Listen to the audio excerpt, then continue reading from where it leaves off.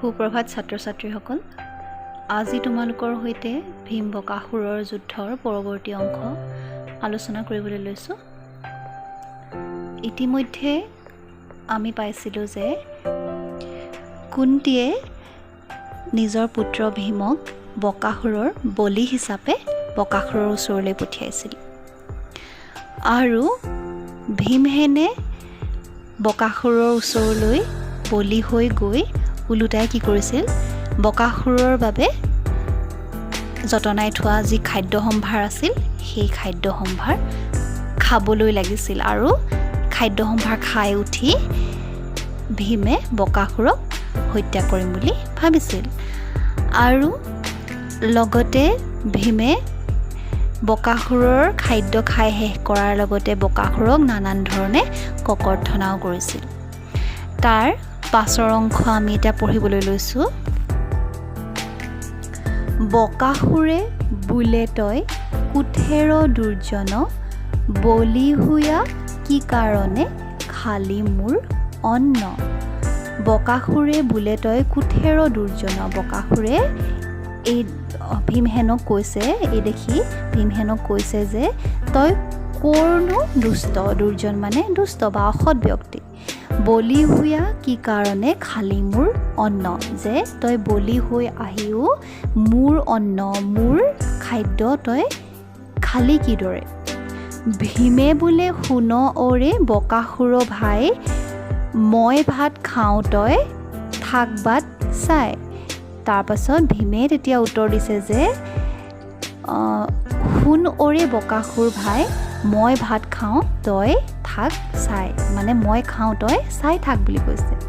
তই জান বকাসুৰ মুহুৰ সেৱক, গৃহস্থে নাখাইলে কোনে দিয়ে কুকুৰক।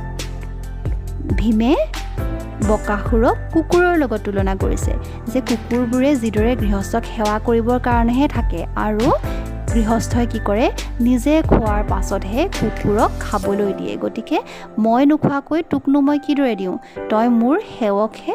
গতিকে গৃহস্থই যিদৰে নিজে নোখোৱাকৈ কুকুৰক নিদিয়ে, ময়ো সেইবাবে নিজে আগতে খাই লৈছোঁ, তোক এতিয়াও দিয়া নাই। হেন শুনি বকাসুৰে ক্ৰোধে খেদি গৈলা, ভীমৰ মাথাত এক কোবক বসাইলা। আৰু এই বুলি কোৱাৰ লগে লগে বকাসুৰৰ খুব খং উঠিল আৰু প্ৰচণ্ড খঙত সি ভীমৰ ফালে খেদি গৈ, ক্ৰোধত মানে খঙত ভীমৰ ফালে খেদি গৈ ভীমৰ মাথাত কি কৰিলে, মাথাত মানে মূৰত এক কোবক বসাইলা, এক কোব দিলে। আৰু হাত গোটা কোব দিলে ক মাথাত, কটাক্ষ নকৰে ভীমে খাই মাত্ৰ ভাত।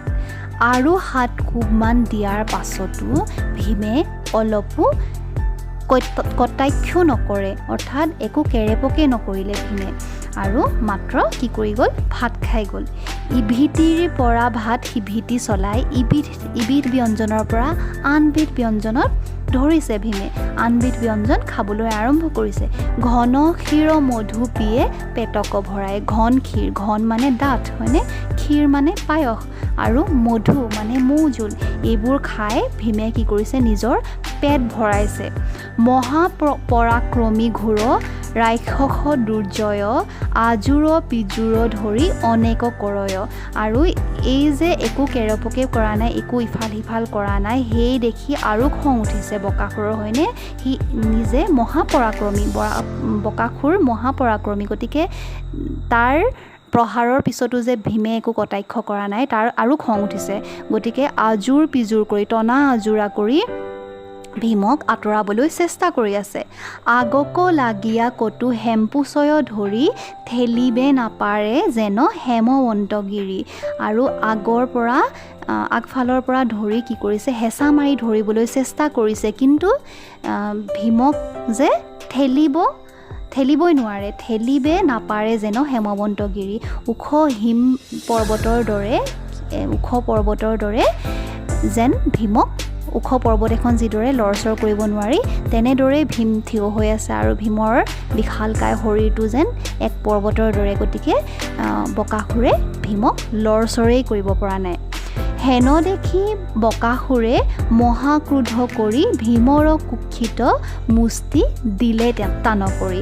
তাৰ পাছত সেই দেখি আকৌ কি কৰিলে বকাসুৰৰ আৰু বেছি খং উঠিল আৰু খঙতে কি কৰিলে ভীমৰ কুক্ষিত মুষ্টি দিলে টান কৰি।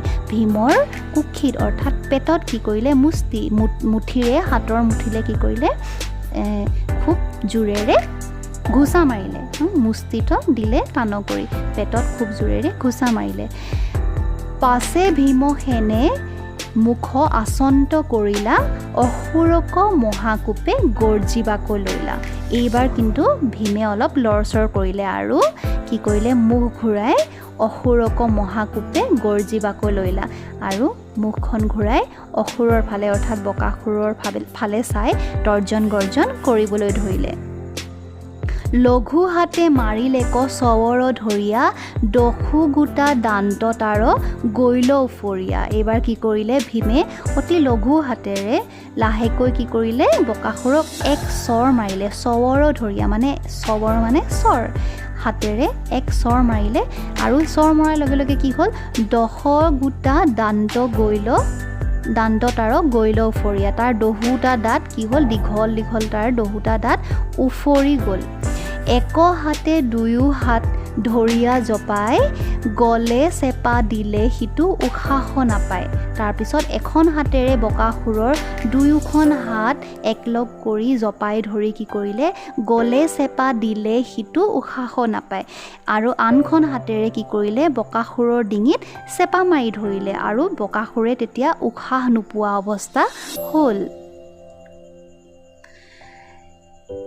তাৰ পাছত ওপৰক তুলি পাক দিলা টান কৰি সিটো বকাসুৰ গৈল আকাশতে মৰি। তাৰপিছত কি কৰিলে ওপৰক তুলি পাকত দিলা টান কৰি ওপৰলৈ তুলি ভীমে তাক ওপৰলৈ তুলি কি কৰিলে আকাশত ঘূৰাবলৈ ধৰিলে আৰু সিটো বকাসুৰ গৈল আকাশতে মৰি। সেই ওপৰলৈ তুলি দিয়াৰ লগে লগে তাৰ প্ৰাণবায়ু উৰি গ'ল। ওপৰতে তাৰ মৃত্যু হ'ল বুলি কৈছে।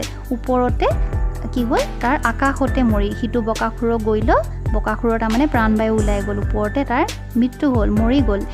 মাটিত আচাৰে ভীমে মৰা কলে ৱৰ লাৰিলেক দহু দিশ শপত সাগৰ। তাৰপিছত কি হ'ল সেই মৰা শটোকে বকাসুৰৰ মৰা শটোক কি কৰিলে ভীমে মাটিত আচাৰি পেলালে আৰু আচাৰি পেলোৱাৰ লগে লগে লৰিলেক দহু দিশ শপত সাগৰ। তাৰপিছত সেই আচাৰি পেলোৱাৰ লগে লগে কি হ'ল গোটেই পৃথিৱীতে এক দহোটা দিশত এক কি হ'ল কম্পন লৰিলেক তাৰমানে লৰি গ'ল। এক জোকাৰণিৰ সৃষ্টি হ'ল। সাগৰ মহাসাগৰ আৰু গোটেই দহু দিশে এক কঁপনি বা কম্পনৰ সৃষ্টি হ'ল। বকাসুৰ বীৰ জেৱে যমপুৰে গৈল সপ্তদ্বীপ বসুমতী তলমল ভৈল। যেতিয়া বকাসুৰৰ ইতিমধ্যে মৃত্যু হ'ল নহয়নে, অৰ্থাৎ যমপুৰীলৈ গ'ল, তেতিয়া সপ্তদ্বীপ বসুমতী তলমল ভৈল। 7টা দ্বীপ আৰু বসুমতী গোটেই পৃথিৱীত কি হ'ল তলমল ভৈল তল ওপৰ হ'ল। গোটেই পৃথিৱীতে কি হ'ল এক জোকাৰণিৰ সৃষ্টি হ'ল আৰু সপ্তদ্বীপ বসুমতী তলমল ভৈল অৰ্থাৎ তল ওপৰ হ'ল। পাতালত অনন্তৰ কৰ্ণও লৰিল শুনিয়া লোকৰ হৃদি কম্প লাগি গৈল। পাতালত কি হ'ল অনন্তৰ কৰ্ণও লৰিলে। অনন্ত অৰ্থাৎ ভগৱান বিষ্ণুৰ কথা কৈছে। পাতালত ভগৱান বিষ্ণুৰ কৰ্ণ অৰ্থাৎ কাণো লৰিল অৰ্থাৎ এই কথা কি হ'ল ভগৱান বিষ্ণুৰো কাণত পৰিল আৰু শুনিয়া লোকৰ হৃদি কম্প লাগি গৈল। আৰু এই মাত শুনি কি হ'ল সকলো মানুহৰ হৃদি কম্প লাগি গৈল। হৃদয়ত কম্পন বা জোকাৰণিৰ সৃষ্টি হ'ল বুলি কৈছে। বুজি পাইছা? গতিকে ভীমে বকাসুৰক আচাৰি পেলোৱাৰ লগে লগে গোটেই পৃথিৱীতে এক প্ৰচণ্ড জোকাৰণিৰ সৃষ্টি হ'ল।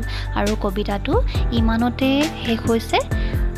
গতিকে তোমালোকে আশা কৰিছোঁ যে তোমালোকে কবিতাটো বুজি পাইছা আৰু ভালদৰে আকৌ ভিডিঅ'টো চাবা, তেতিয়া নিশ্চয় বুজি পাবা।